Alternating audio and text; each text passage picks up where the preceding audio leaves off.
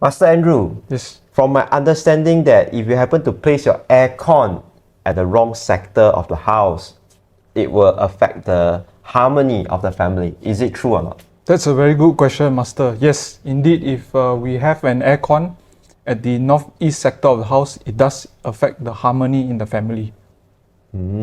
So is there any solution or remedy to it? Of course, there is. Before you buy a house, try to avoid having an aircon in that sector. That's one. Second is, of course, to engage a master to check the entire floor plan of your unit to best advise where you should have the aircon. So Master, why is it so?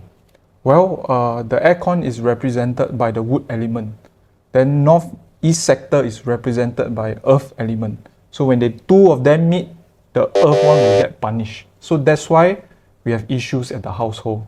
So we advise best not to have an aircon there. I see. What if my aircon, right, is unable to move? It has to be there permanently.